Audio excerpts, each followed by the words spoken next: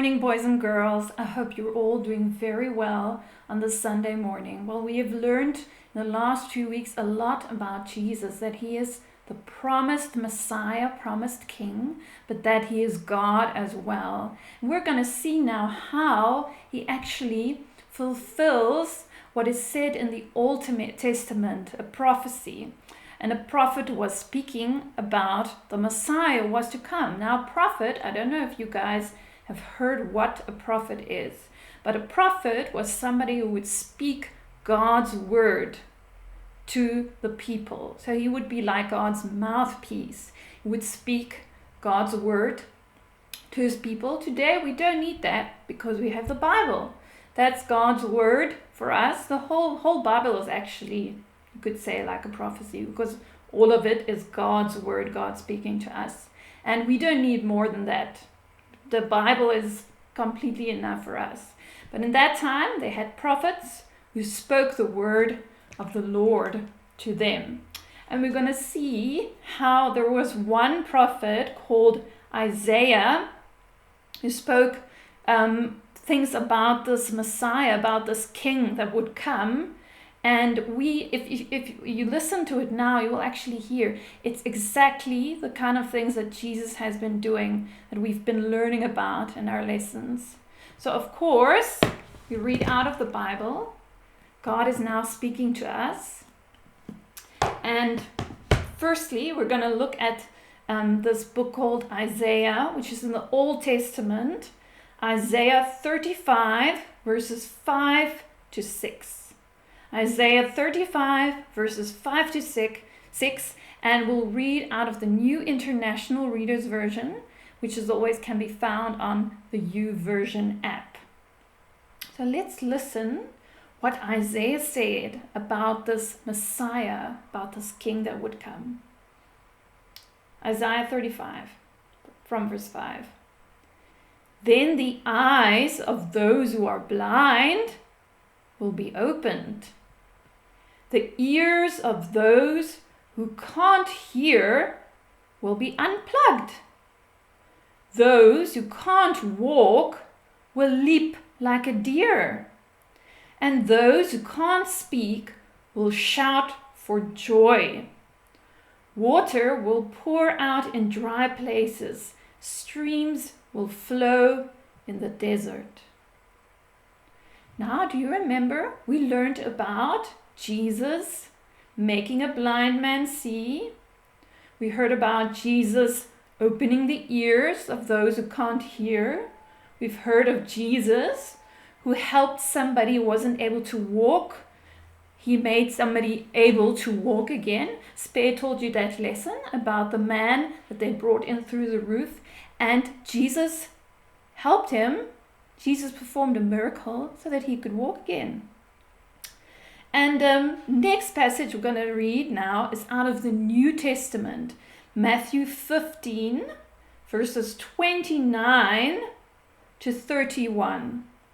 Matthew chapter 15, verses 29 to 31. And will tell us even more how Jesus is fulfilling this Old Testament prophecy. Matthew 15, from verse 29. Jesus left there. He walked along the Sea of Galilee. Then he went up on a mountainside and sat down. Large crowds came to him. They brought blind people and those who could not walk. They also brought disabled people, those who could not speak, and many others. They laid them at his feet, at Jesus' feet, and he healed them. The people were amazed. Those who could not speak were speaking. The disabled were made well. Those not able to walk were walking.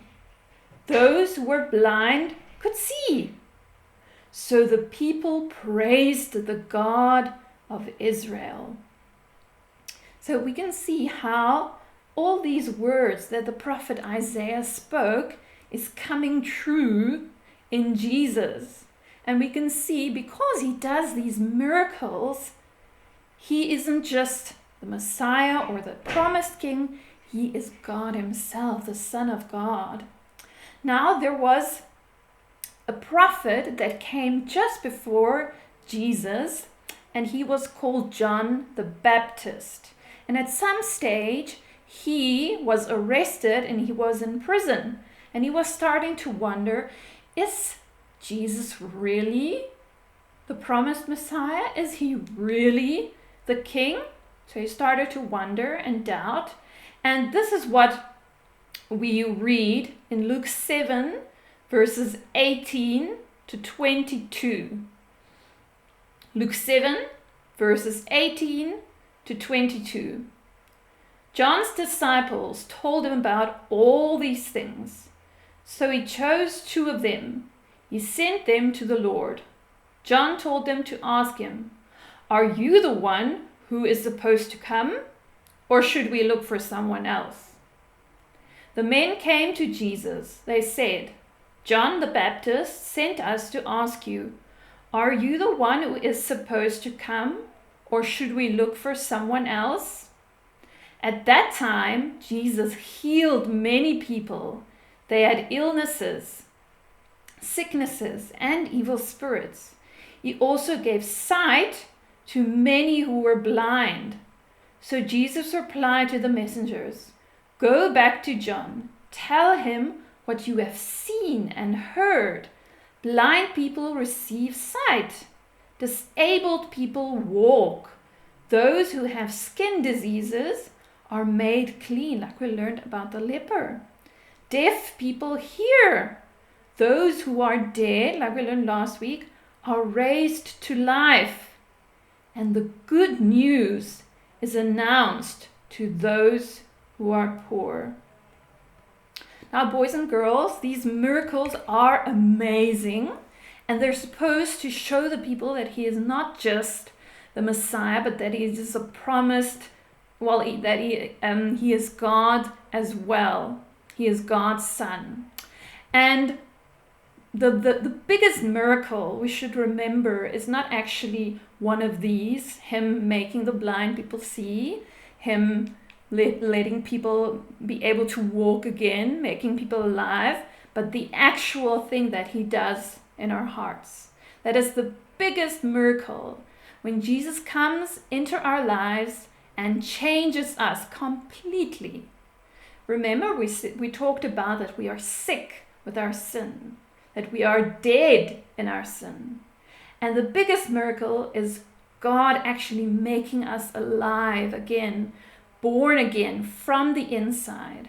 And what he did on the cross is that he took all of our sin, all of our sickness, onto himself, as if he was the one that was sinful and sick, but he was actually not.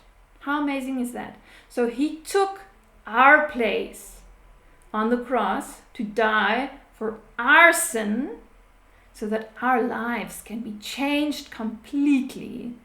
How amazing is that, boys and girls? So I hope you have a lovely rest of your Sunday, and I will see you next week. Bye-bye.